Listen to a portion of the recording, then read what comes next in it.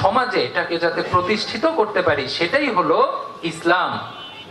ইসলাম যখন বলা হয়, সেটা বহির্বিশ্ব বলেন, আমাদের দেশে বলেন, যেখানেই বলেন না কেন, ইসলামের সাথে দুটো শব্দ কিন্তু খুবই ইন্টিমেটলি রিলেটেড। সেই দুটি শব্দ হচ্ছে রেজিলিয়েন্স এবং প্যাশেন্স, যেটাকে বাংলায় বলা হয় ধৈর্য। সেই ধৈর্যটা আমাদের মধ্যে রাখতে হবে। কিন্তু আজকাল দুনিয়ায় আমরা যদি তাকাই, তাহলে দেখবো সেই ধৈর্যেরই খুব অভাব। আমরা ধৈর্য ধরতে জানি না। একটা ছোটখাটো বিষয় নিয়ে আমাদের নিজেদের মধ্যে কোন্দল লেগে যায়, একটা ছোটখাটো ধারণার কিছুটা দ্বিমত নিয়ে, কিছুটা ডিসক্রেপেন্সি নিয়ে আমাদের মধ্যে কিন্তু মারামারি হয়ে যায়।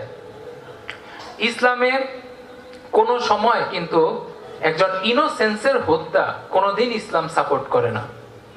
পূর্ববর্তী ইসলাম প্রতিষ্ঠার জন্য যতগুলো যুদ্ধ আমরা ইতিহাসের দিকে তাকাই, সেই যুদ্ধগুলো কিন্তু হয়েছে অন্যায়ের বিরুদ্ধে, জুলুমের বিরুদ্ধে।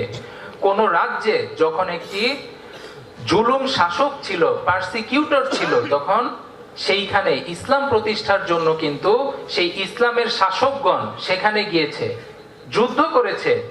কিন্তু তাদের যুদ্ধে কিন্তু কোনোদিন কোনো ইনোসেন্সের হত্যা হয়নি, কোনো নিষ্পাপের কোনোদিন হত্যা হয়নি।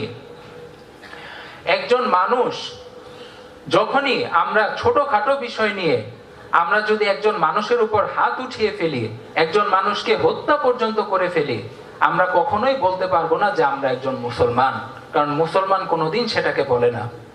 জিহাদ হচ্ছে খারাপের বিরুদ্ধে লড়ে দাঁড়ানো। জিহাদ কোনোদিন একজন নিষ্ঠুরের হত্যাকে কোনোদিন সাপোর্ট করে না। সুতরাং আমরা সকলেই চেষ্টা করব ইসলামের যে মূল বিষয়গুলো, সেই মূল বিষয়গুলো নিজেদের মধ্যে স্থাপন করে যাতে আমাদের সমাজটাকে আমরা সুন্দর করতে পারি এবং এইভাবেই যেন আমরা সামনে এগিয়ে যেতে পারি, সেই তৌফিক মহান আল্লাহ রাব্বুল আলামিন আমাদের সকলকে দান করুন। সবাই বলি আমিন।